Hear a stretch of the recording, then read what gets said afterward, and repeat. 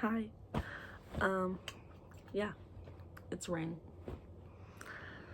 So, I want to talk about synchronicity and basically how every single moment in our life is that.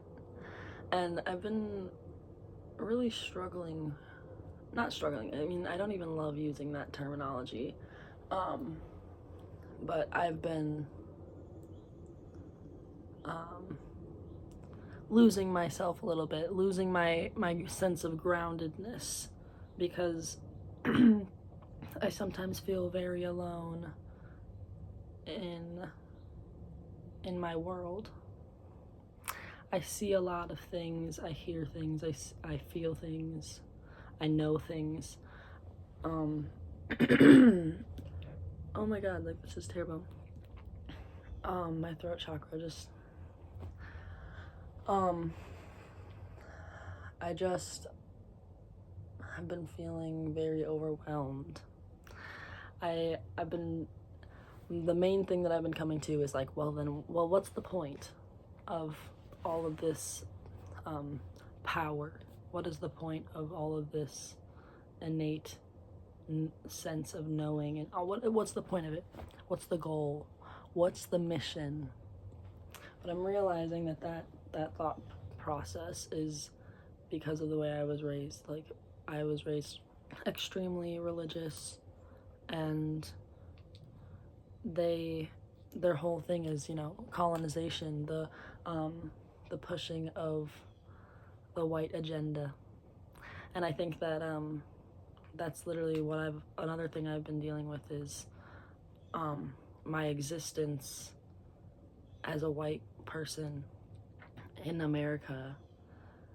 I'm, my father, we lived on stolen land, and he emulated the cultures of the people from the lands which was stolen. So like, I'm basically just bits and pieces I'm puzzle pieces from, hundreds of cultures and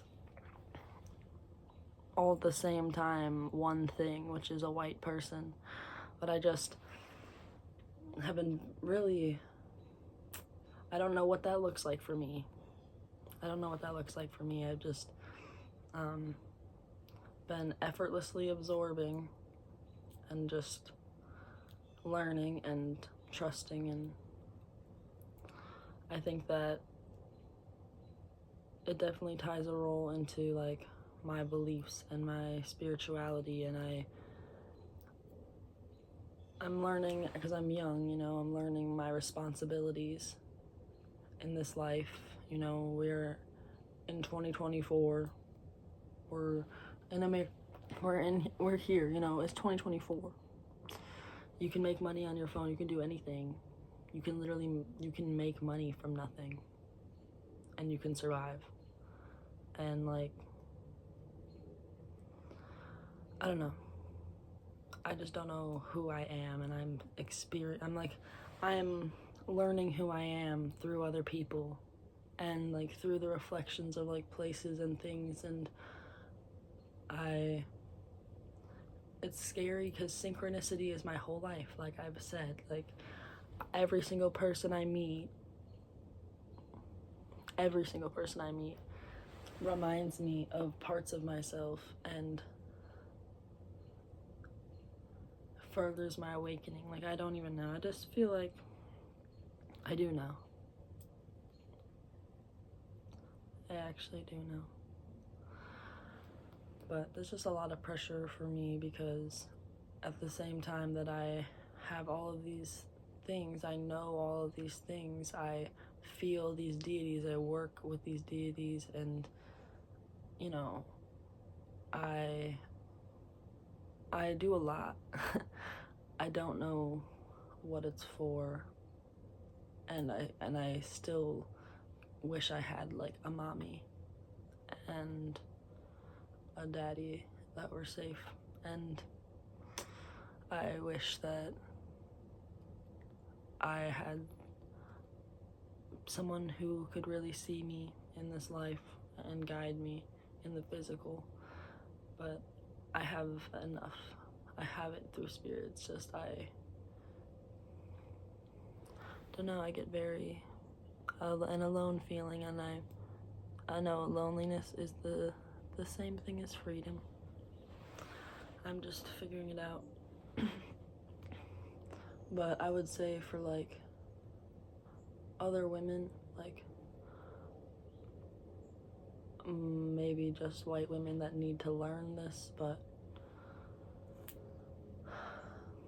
you just need to constantly allow all of the space to have everything you know about yourself die and be reborn, because whether, you know, everything you're spiritually, like, it's in you. Like, you have these biases and you have this innate privilege, and it's felt in spiritual warfare. It's felt everywhere. And so you need to address it, and you need to accept it, and you also need to figure out what you need to do with your privilege, and also just your power as a woman. What are you gonna do with it? Are you gonna empower women of color and be a safe person? Are you gonna constantly create space for their voices and immediately be open to change? I don't know, it's just like the state of the country right now is terrifying for women. And it's like, I think that, like, if spiritually, if like Roe v. Wade being overturned is what it takes to make white women realize, oh, maybe racism is happening, then okay, I guess Roe v. Wade needs to be overturned. But it's like, I don't know why we couldn't just realize this since birth and not, you know what I mean? But no, but it's okay.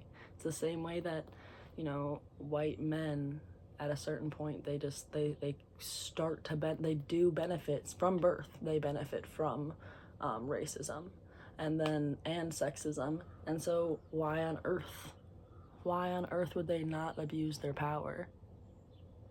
And then women are, you know, raped and molested since childhood. Why would you not abuse your power as a white woman? I'll tell you why you would not abuse your power: because you need to fucking check yourself. You need to check yourself. You play an important role in the revolution, and instead you actually want to dismantle it. You want to be forced into marriage and forced to have children. You want to be a slave to the government. You know, you want to be working and then also raising children. Like, what are you talking about? Like, I think that a lot of us aren't doing enough and need to consistently check ourselves and allow others to check us. And that happens when we create space for that, and when we challenge ourselves, and when we call out our own ignorance and push ourselves to learn, and through the voices of people of color and women. But yeah, there's a lot of work that needs to be done collectively, and I'm very disappointed, I would say I'm very disappointed with the state of the world, and just white people, the world. I'm just very disappointed with, you know, like, you could be doing better, you should be doing better, but you're subconsciously choosing to abuse your power, if not consciously.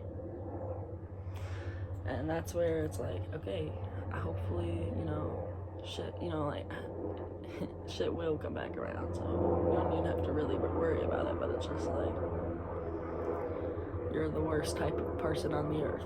is because it's not authentic. And if it is authentic, then like I don't even know how to comprehend it. Like you need some serious cleansing. You need to strip your DNA line of specific past life ancestors, like ancestors from this physical body. You need to decide consciously who you want to work with, because otherwise it's just like you're getting influence from people that were never connected with themselves or the earth. Why would you want that guidance while you're on earth? While you're on earth, you're just like, let me get guidance from just a white man who murdered, raped, and, you know, like, no. How about you stop? So I just think that we can do better, and I think that we can stop worshiping, you know, our dead white ancestors who didn't really do shit, you know, except the terrible, the worst parts of where we're at right now. But yeah, I guess that's what I had to say. Shit. But I don't know. Just decenter men, prioritize women of color and their voices, but people of color and women of color. I think that there's a lot that we can do that we're not doing just within our day-to-day life.